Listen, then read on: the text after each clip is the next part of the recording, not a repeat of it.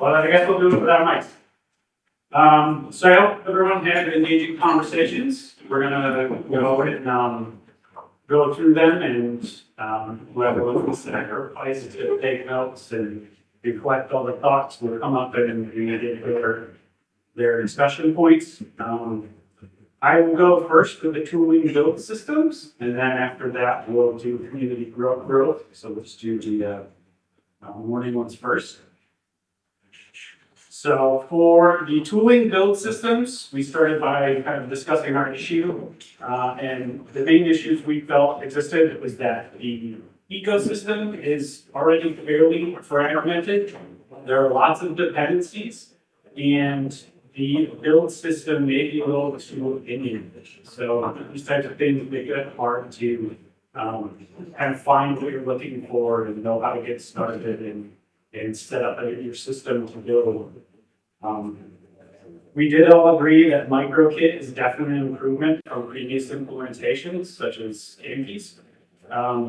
However, it won't necessarily fit all needs. That there are some improvements that maybe we could get, like modularity configuration, or maybe exposing capabilities up if it can do some sort of overriding of MicroKit. But maybe one of the other takeaways is, well, that's one approach.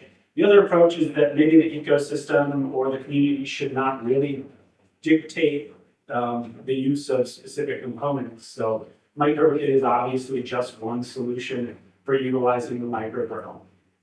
So we should think about ways that we can communicate to say MicroKit's one example. It's a great way to get started. It's a great way for static systems that have these needs, but hey, maybe there's some other approaches.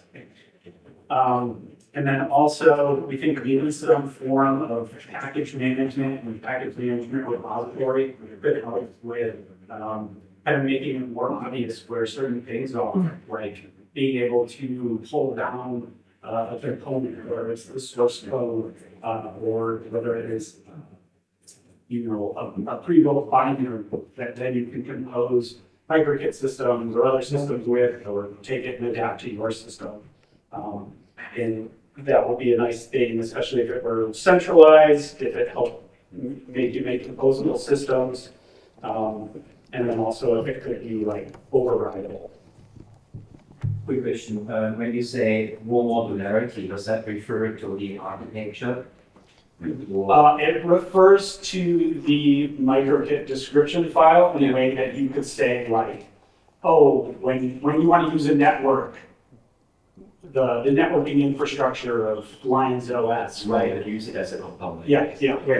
Like, imagine that network environment. Yeah. So if I'm looking, this protection domain comes with its own little slice of the MicroKit description file, which can then get imported into the assembly. There is some of that already, but it's probably not mainline yet. Yeah. Okay. That's all we had. Just one quick comment. Yeah. There's the website, we have that new page about community tools and frameworks and languages. So there's all the things that you'd like to be on there for people to use. Please just email acknowledgement as well. But where we want to gather things that are useful. Yeah, it'd definitely probably be good to figure out a way to start trying to get some feedback from new users, because even like in the discussion group, it's not like there were a ton of new users who have had a chance to like no one who's here is probably going through the newest documentation, right? So that's probably a data point we don't have.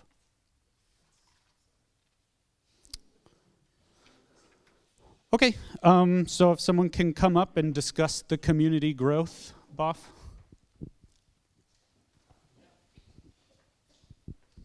Thank you. We actually worked with the flip chart, and I can read out loud the whole bullet points. No, I just marked myself the highlights. So first we started with a problem space where we got have a very intense, lively discussion about the problems. Where I also we have to steer a bit. So is this community growth, but However, from the highlights, we need awareness from other communities so that they know what happens, especially in the IoT sector. The whole Raspberry Pi people, maybe give them also lower the barriers to adopt some stuff. Yeah, that's a problem that they actually don't know us. Though, and also we heard a lot about don't bias people, what they do with SEL4, so don't dictate them. That's actually wrong, and you should have it like this, because we want a lot of fun and fancy use cases so that other people are engaged to actually work with SEL4, and that's a problem. And also the small amount of people, so just to write that down, definitely we need space for 1,000 people in a few years, so we are a small group, which is a problem. But let's focus more on the positive side. So what are possible solutions? And I also highlighted a bit of wishes and solution, which was the second part. So like do more developer relationship buildings, I think, where the community is also quite strong, and also be wishes like and a solution, the openness of adapters of SEL4 like Neo did very good, and also other applied services on companies. So that's a good way, and also the discussions like we had here in this room before and the other room. Let's discuss that more often. Maybe not once a year. I know in person it's the best time, but I think community growth is also when there's a lot of low barrier entry discussion meetings. So this is good.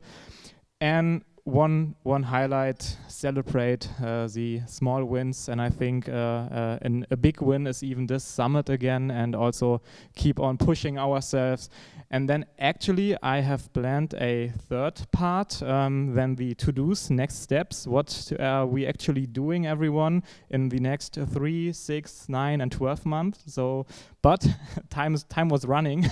We didn't come to that part. What are the next steps? But I guess you can imagine by yourself, or start with community growth in the Mattermost channel or wherever, engage with people at your hometown or other communities. And you can also take picture if you can read it. Sorry, I'm left-handed, so my writing is not that good. And yeah, that was it for our session. And the next person, I don't know which, was it like Rust? Oh, there, Rust and MicroKit was. Oh, sorry, yeah. Okay, sure. Thank you. All right, let's let's move on to the MicroKit and Rust discussion with Nick.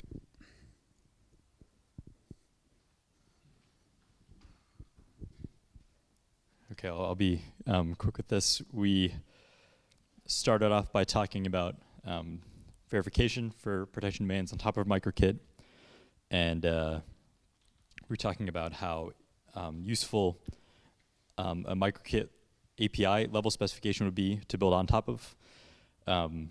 And then we talked about both building code, higher level frameworks, both their code and specifications and verification on top of MicroKit.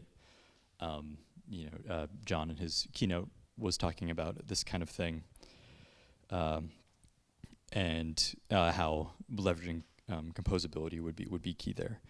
We also, I'm trying to read my handwriting here. We also talked about the challenges and current kind of course of formal semantics for Rust and the Rust community effort there, and the ways in which it would be useful and its limitations. And then just on the Rust and MicroKit side, aside from verification, we were talking about how implementing lower level Rust code, for example, a language runtime, requires using less stable compiler features, and how that's not our favorite, but we're kind of at the mercy of the compiler and their priorities for that. And we also talked about the challenge of how Rust memory model is one thing, and at the same time, there aren't great, recommendations or even options for doing safe memory access from Rust into memory that's shared with another untrusted process, for example, like we do in MicroKit all the time. And so we were talking about how to deal with that pragmatically in the meantime. That's not to say that the code that you write, the MicroKit code you write in Rust is not useful. It just, when trying to reason more rigorously about it, there's an issue there. So yeah, that's it. Any questions?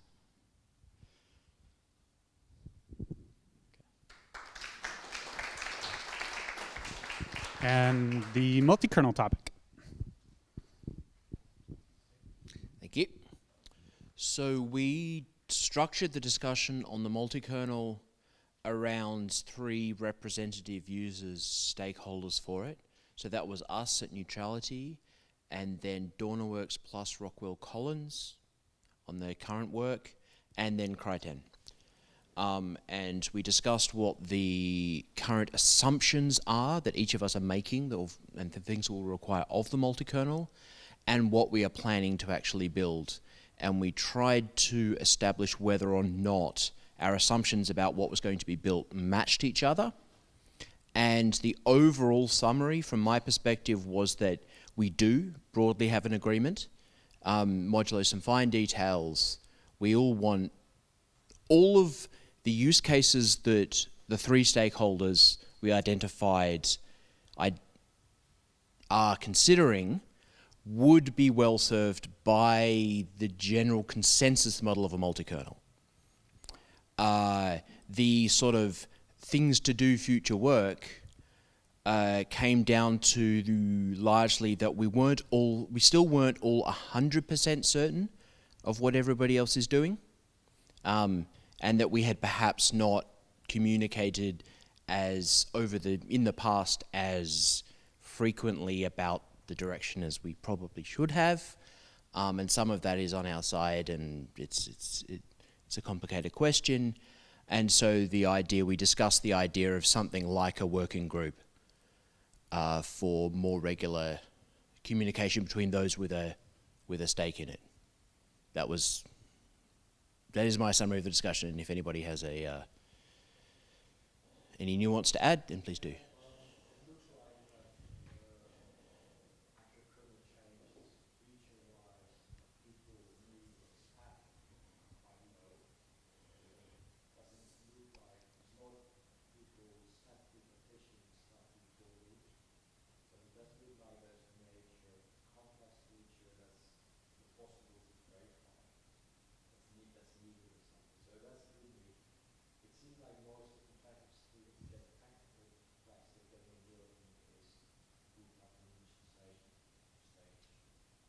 Yeah, so the initialization phase takes on a particular importance in the multi-kernel and does differ between the application scenarios. So that was another thing that came up, that possibly we end up not having a single unified boot method for multi-kernel applications. They might end up being specialized. But yeah, the working group idea we proposed, and that's something we'll discuss further, I suspect. Nick.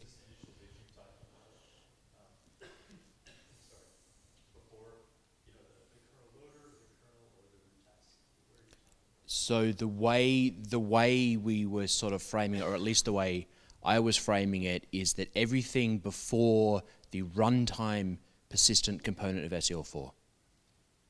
Everything before the first user level task runs, basically.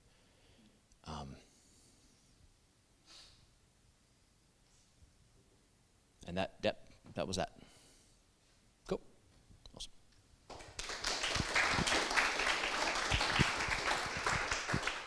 Thank you. All right, that concludes the Birds of a Feather and concludes this summit. I'll try to keep my comments short so people can get out of here or continue having the conversations they were in the middle of.